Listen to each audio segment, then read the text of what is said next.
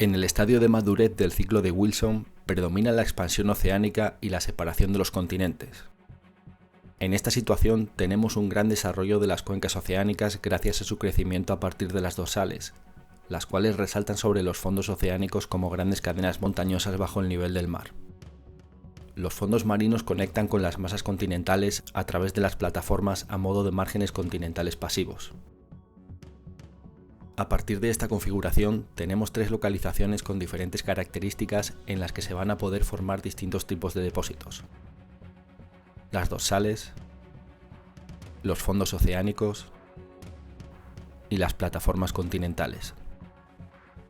En los ambientes de plataforma más someros se dan distintas acumulaciones minerales, generalmente a partir de la precipitación de elementos disueltos en agua, los cuales proceden principalmente de la actividad hidrotermal en zonas alejadas, aunque pueden tener otras fuentes como la actividad orgánica, procedencia continental, etc. Entre otros depósitos tenemos las formaciones de hierro y de manganeso bandeado, las ironstones, mineralizaciones de wolframio, bario y antimonio, las pizarras negras y las fosforitas. En los fondos oceánicos, zonas de gran profundidad, se originan los nódulos de manganeso o polimetálicos, un recurso con un elevado potencial económico. En ocasiones pueden aparecer también en plataforma. En las dorsales, en relación a los procesos magmáticos que tienen lugar, se originan depósitos de cromitas podiformes a partir de la cristalización magmática, mientras que el hidrotermalismo que propician estos focos calientes causa la formación de mineralizaciones de sulfuros masivos volcanogénicos. Veremos a continuación algunos de estos tipos de depósitos. Las formaciones de hierro bandeado o BIF, acrónimo de su nombre en inglés Banded Iron Formation, son acumulaciones de tipo sedimentario de hierro en capas depositadas en plataforma. Estos yacimientos se forman exclusivamente durante el Arcaico y el Proterozoico. Se caracterizan por intercalaciones de bandas formadas por minerales de hierro, principalmente óxidos, alternando con bandas de chert, debidas a la precipitación de sílice y de hierro en condiciones marinas generalmente someras. El espesor de las capas suele ser pequeño, hasta unos pocos centímetros, generando en conjunto formaciones de grandes potencias, que pueden llegar a presentar varios cientos de metros. Las facies en estas capas de hierro pueden variar a raíz de cambios en la mineralogía, que vienen causados a su vez por variaciones en las condiciones redox. La facies oxidada, formada en las condiciones más oxidantes de la plataforma, está compuesta por hematites y magnetita, y presenta las leyes más altas de hierro, por lo que suelen ser explotables. La facies carbonatada está compuesta principalmente por siderita, y en ocasiones tienen leyes suficientes para ser rentables. Por su parte, la facies de silicatos presenta abundantes silicatos de hierro, junto con magnetita y siderita, que raramente son capas explotables. Por último, las facies de sulfuros, precipitadas en las zonas con ambiente más reductor, están compuestas por arcillas carbonatadas con abundante pirita y materia orgánica. Estas capas no son explotables, entre otras cosas, debido a las fases minerales en las que se concentra el hierro. Dentro de los depósitos BIF hay tres grandes grupos: los de tipo algoma, los de tipo superior y los de tipo rapitam. Las formaciones de hierro bandeado de tipo algoma son depósitos de edad arcaica, entre 3.600 a 2.500 millones de años, que aparecen relacionadas con fluidos hidrotermales asociados a procesos volcánicos en zonas submarinas. Durante el Arcaico, la atmósfera estaba enriquecida relativamente en CO2 y empobrecida en oxígeno respecto a la composición de la atmósfera actual. A causa de esto, las condiciones atmosféricas en ese eón eran reductoras. El equilibrio existente entre la atmósfera y las aguas oceánicas implica que los mares tenían igualmente estas características reductoras. Gracias a esta condición, el hierro que exhalaba los fondos oceánicos debido a los procesos hidrotermales marinos permanecía en su forma reducida como hierro ferroso, el cual es altamente soluble en condiciones ligeramente ácidas. La continua emisión de hierro a través de las exhalaciones hidrotermales, más frecuentes en estos tiempos debido a la mayor temperatura del interior de la Tierra, posibilitó que las concentraciones de este elemento en el agua marina fueran muy elevadas, especialmente en el entorno de las zonas hidrotermales. En estos mares arcaicos, con coloraciones verdosas debido al abundante hierro ferroso disuelto en sus aguas, el efecto de los rayos ultravioleta del Sol en la zona fótica genera fenómenos de fotólisis sobre las moléculas de H2O, causando la liberación de oxígeno en el agua marina. Esta fotooxidación da lugar a una lámina superficial de agua de unos 100 metros de profundidad de carácter oxidante, conformada por la zona fótica y alcanzando mayores profundidades debido a la circulación del oxígeno. El hierro ferroso disuelto en las aguas reductoras profundas llega a las plataformas someras mediante upwelling o por la movilización de los fluidos hidrotermales exhalados. En estos sectores oxidados se transforma en hierro férrico, muy poco soluble, lo que desencadena su precipitación y decantación hacia el fondo. Por su parte, el carbono procedente, en este caso del continente, alcanza las zonas reductoras y reacciona con el hierro férrico para dar carbonatos como la siderita, mientras que el silicio, disuelto en el agua, también reacciona con el oxígeno para formar chert. El bandeado característico de los BIF en estos depósitos de tipo algoma se debe a la variación de la cantidad de oxígeno que se formó durante el periodo de verano, mucho mayor que la que tiene lugar en invierno, dando una alternancia de capas de magnetita y hematita con capas de sílice ferruginosa. Las formaciones de hierro bandeado de tipo superior son depósitos formados en plataformas continentales estables del Proterozoico, entre 2.500 y 1.700 millones de años. Su origen está relacionado con la transición de la atmósfera reductora a una atmósfera oxidante. Este cambio está asociado a su vez al inicio y explosión del desarrollo de la vida en los mares.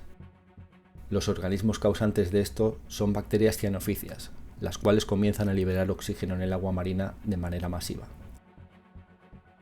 Estas bacterias se concentran en las capas más someras, donde alcanza la incidencia de los rayos del sol.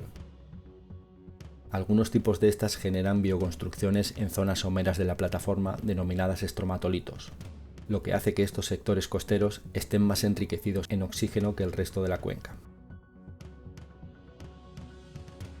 Como hemos visto, las aguas marinas profundas están muy cargadas de hierro ferroso, que se ha ido acumulando durante millones de años fruto de los procesos hidrotermales marinos e incluso por aportes continentales.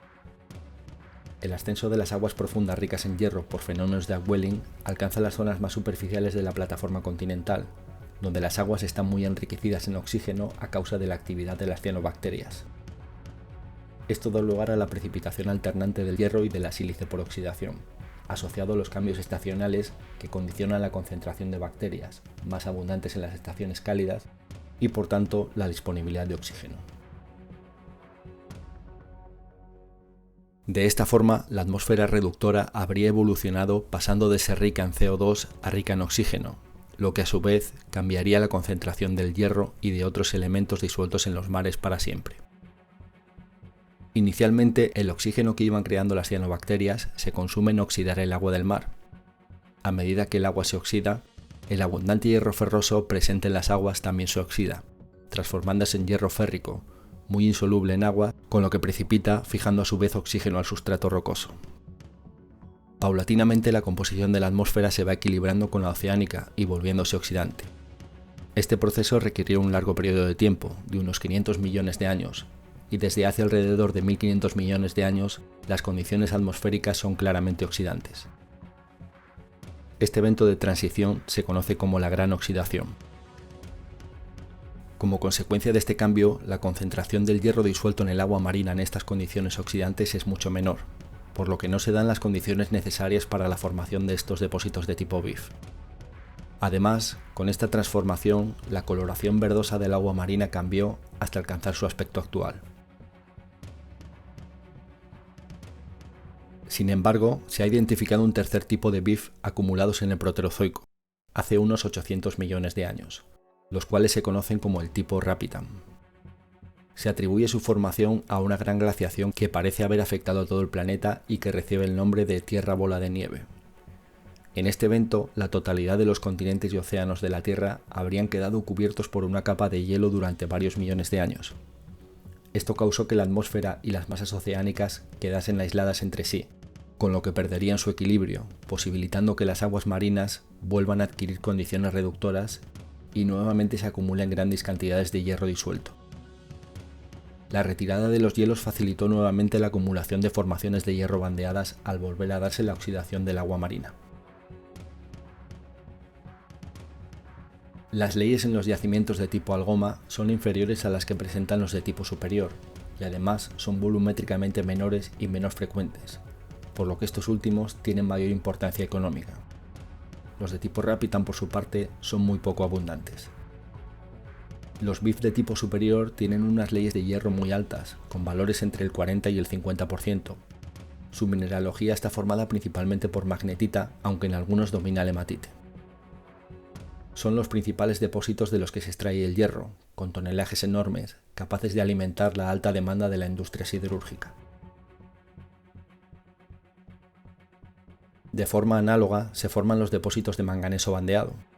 Concretamente, sus ambientes de formación son similares a los de los BIF de tipo superior, y muchas veces aparecen relacionados con estos. A diferencia de los BIF, los depósitos de manganeso bandeado se forman en edades variables, desde el Paleoproterozoico hasta la actualidad, siendo algunos de los más grandes pertenecientes al Fanerozoico, como el yacimiento cretácico de Groote Eylandt en el norte de Australia. Las asociaciones entre los depósitos proterozoicos de manganeso bandeado y los de hierro bandeado se explica por las similares características químicas del hierro y del manganeso. El comportamiento geoquímico de ambos elementos en unas aguas ligeramente ácidas está controlado por el potencial de oxidación. Con este pH, en condiciones reductoras, la especie dominante de ambos elementos corresponde principalmente a su forma catiónica divalente disuelta en el agua. La oxidación paulatina del medio acuoso alcanza un punto en el que comienza la precipitación de hematites. Sin embargo, se requiere una oxidación mucho mayor para alcanzar el campo de estabilidad de la pirolusita. Considerando la situación anteriormente comentada, en la que los mares proterozoicos estaban cargados de hierro y otros metales en disolución, los procesos de oxidación que darán lugar a los BIF harían disminuir drásticamente la concentración del hierro disuelto, mientras que el manganeso permanecería disuelto en altas concentraciones hasta que, eventualmente, se alcanzasen unas condiciones de oxidación mayores que permitirían la precipitación de la pirolusita. Esto explica por qué muchas veces los depósitos de hierro bandeado de tipo superior aparecen separados estratigráficamente de los óxidos de manganeso bandeados en lugar de intercalados con estos. Estos últimos aparecen superpuestos a los anteriores. No obstante, estos yacimientos de manganeso bandeado han seguido formándose en etapas posteriores a la gran oxidación, precisamente porque se requieren condiciones más oxidantes para la insolubilización del manganeso, lo que le permite alcanzar concentraciones relativamente elevadas en aguas con pHs por debajo de 6. Un análogo actual para la formación de depósitos de manganeso bandeado se localiza en el Mar Negro, donde se da una acumulación continua de pirolusita. Se trata en este caso de un contexto geotectónico diferente, donde los metales derivan de la entrada terrígena. Cabe destacar también que la precipitación de manganeso puede ocurrir igualmente por un aumento del pH de las aguas, dando en este caso capas bandeadas en las que las fases predominantes son carbonatos, como el distrito de Molango en México, donde la mineralización se compone predominantemente de rodocrosita. Un ejemplo que aúna ambos tipos de depósitos bandeados, hierro y manganeso, es el yacimiento de Sishen, localizado en Sudáfrica, próximo al desierto de Kalahari. Este depósito se formó en una plataforma asociada a un brazo abandonado afectando a un zócalo proterozoico. En la parte inferior de la secuencia se encuentran los BIF, con potencias que pueden superar los 100 metros y leyes superiores al 60% en hierro. Por encima de estos aparecen los niveles de manganeso bandeado, con menores potencias que el BIF y con una ley de yacimiento en torno al 50% en manganeso, siendo la principal reserva mundial de este elemento. Un tipo de depósitos de hierro que podría asemejarse a los antiguos BIF son las ironstones. Son en este caso yacimientos fanerozoicos formados en plataformas someras relativamente agitadas y relacionadas con ambientes deltaicos, en las que el hierro aparece en forma de oolitos ferruginosos o de pellets. Estos ambientes de formación sugieren que el hierro procede del continente vía fluvial disuelto en forma de hierro ferroso o como coloides, si bien su procedencia puede estar asociada también a procesos exhalativos marinos. En este caso no son depósitos bandeados, sino que corresponden a niveles masivos de rocas con óxidos, hidróxidos y silicatos de hierro formando los oolitos y con siderita cementando estos. Existen dos tipos de ironstones: las de tipo Clinton formadas por oolitos de gran tamaño, visibles a simple vista.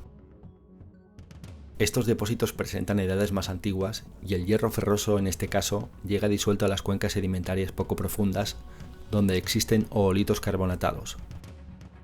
El hierro es lentamente oxidado, precipitando como hematites alrededor de los oolitos o reemplazando al carbonato de estos. Por otro lado, las ironstones de tipo Minette son mineralizaciones más modernas y comunes.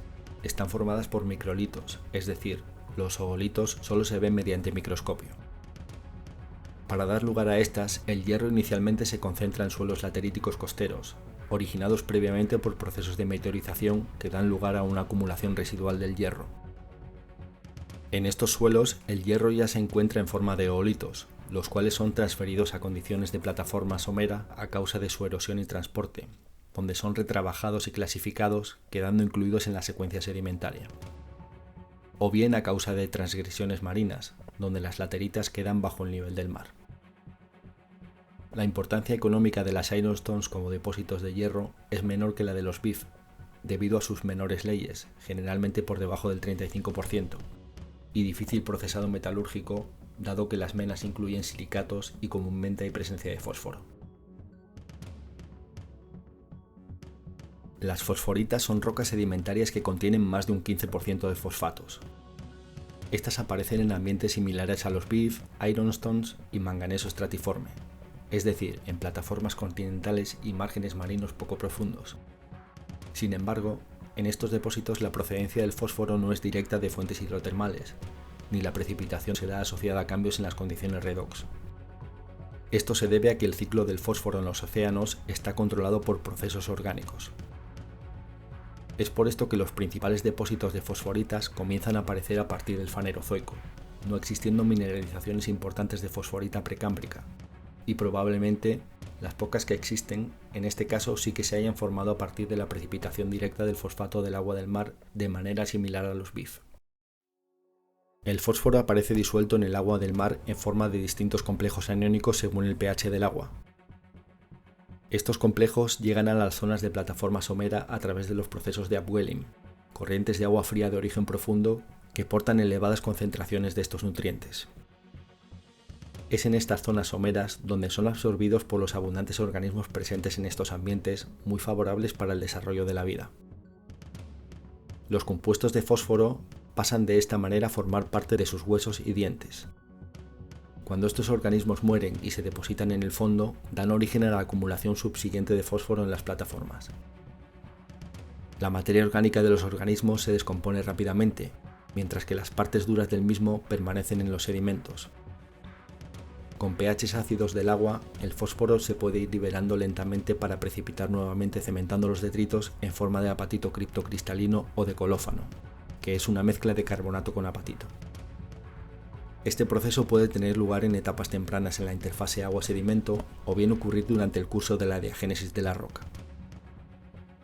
De esta forma, en las aguas más profundas, más frías y más ácidas, se promoverá la solubilidad del fosfato de los restos acumulados en sedimentos, mientras que la precipitación de apatito es más probable que ocurra bajo las condiciones de agua relativamente caliente y más alcalina que existen en las plataformas continentales. El límite precámbrico fanerozoico coincide con uno de los periodos de la historia de la Tierra en los que se produjo una deposición sustancial de fosforitas. Esto se atribuye a la explosión de la vida cámbrica, que habría favorecido la acumulación de importantes cantidades de sedimentos con restos orgánicos. Esto acompañado del cambio en las condiciones atmosféricas que habría causado el aumento del pH de las aguas superficiales, promoviendo una precipitación directa del apatito. A lo largo del Fanerozoico, una mayor abundancia de depósitos de fosforita ha tenido lugar durante periodos de nivel del mar alto. La explicación podría deberse a que, en estas etapas transgresivas, con la inundación de las plataformas continentales, mejora la circulación de las corrientes de upwelling. Los nódulos de manganeso o nódulos polimetálicos fueron descubiertos durante una expedición oceanográfica en el año 1872. Estos se originan principalmente en sectores de las cuencas oceánicas donde las tasas de acumulación de sedimentos son muy bajas y no se forman ni en regiones ecuatoriales ni en latitudes altas. También están excluidos de zonas de alta productividad biológica y de sedimentación química. Estos nódulos son típicamente ovoides, de unos pocos centímetros de diámetro y tienen el aspecto externo de una patata quemada. mientras que en sección están formados por capas concéntricas que representan concreciones que se han nucleado alrededor de un fragmento clástico o biogénico. A menudo exhiben grietas radiales que se forman por encogimiento, debido a un cambio en la mineralogía tras su formación, pasando de hidróxidos de hierro y manganeso hidratados a una variedad de óxidos más compactos, cuya reducción de volumen de su estructura cristalina causaría el agrietamiento. La presencia de los metales que se han ido concentrando en el agua marina para dar lugar a estos nódulos puede tener distintas procedencias, como un origen hidrotermal, el ascenso de aguas con natas ricas en metales, o la acumulación de desechos biogénicos ricos en metales que han sido previamente absorbidos e ingeridos por los organismos y que son liberados al descomponerse. Igualmente, su formación puede estar causada por distintos fenómenos, como la precipitación directa de metales alrededor de un núcleo detrítico o gatillada por la actividad bacteriana que da lugar a la oxidación de los metales. En cualquier caso, los nódulos polimetálicos son un vasto recurso de elementos como el manganeso, el hierro, el cobre y el níquel, así como de cobalto, zinc y otros metales en menores cantidades. Sin embargo, su explotación en la actualidad es problemática, no tanto por motivos técnicos, a pesar de localizarse generalmente a varios kilómetros bajo el nivel del mar, sino por causas políticas, dado que este tipo de explotaciones están regularizadas bajo las leyes internacionales de alta mar. Además, esta actividad no está exenta de problemas medioambientales. En las zonas de dorsal oceánica destacan dos tipos de mineralizaciones localizadas en la secuencia ofiolítica. Por un lado, asociado a las lavas almohadilladas y sedimentos, se dan acumulaciones de sulfuros masivos volcanogénicos, con un origen hidrotermal exhalativo. Las características de estos depósitos las explicaremos en el siguiente vídeo, ya que igualmente se forman en otros contextos geotectónicos, como los relacionados al vulcanismo de arcos de isla. El otro tipo de yacimientos se forma en relación con la cámara magmática de la dorsal, en la zona de cumulados, donde hay mineralizaciones principalmente de cromo, dando lugar a las llamadas cromitas podiformes. En las cromitas podiformes, los cuerpos mineralizados con cromo exhiben formas lenticulares y más raramente aparecen en capas masivas o diseminados, localizándose en las rocas mantélicas que constituyen la base de los complejos ofiolíticos. Son por tanto materiales ultramáficos que corresponden a dunitas y habsburgitas, dentro de las cuales aparecen las mineralizaciones lenticulares. Con frecuencia presentan también sulfuros de níquel y platino. En la génesis de estos depósitos, la habsburgita del manto superior, la cual es un residuo de la fusión parcial a partir de la cual se generan los basaltos MORP, asciende por efecto de la pluma mantélica permaneciendo en estado sólido. Estas rocas, ahora emplazadas a menor profundidad, se ven atravesadas por los nuevos magmas de tipo MORP ascendentes que les aportan calor. En estas condiciones de menor presión y con la temperatura recibida por el magma ascendente, el ortopiroxeno de la habsburgita deja de ser estable y reacciona con el fundido, promoviendo a su vez la cristalización de olivino, lo que hace que aumente el contenido en silicio del magma. Este aumento a la par dispara la cristalización del cromo presente en el magma en forma de cromita. El proceso lo podemos ver en el diagrama triangular. El enriquecimiento en sílice por la fusión del ortopiroxeno y la cristalización de olivino genera un desequilibrio en el magma, ya que su nueva composición se encuentra fuera de la curva cotéctica. Con esta composición, el magma se encontrará de forma transitoria en el campo de estabilidad de la cromita y dará como resultado la formación de un cuerpo monomineral de cromita. La forma irregular que adquieren posteriormente estas mineralizaciones de cromita son resultado de la deformación que sufre debido al flujo del material mantélico caliente asociado igualmente a la pluma y a la expansión del fondo oceánico. A largo plazo, estos depósitos formados en dorsal pueden aparecer de forma alóctona en la corteza continental, gracias a procesos de obducción, con el emplazamiento de ofiolitas en superficie como escamas tectónicas durante la subducción, o bien en situaciones de colisión continental. En próximos vídeos seguiremos viendo los diferentes tipos de yacimientos formados en relación a la evolución del ciclo de Wilson de apertura y cierre oceánico.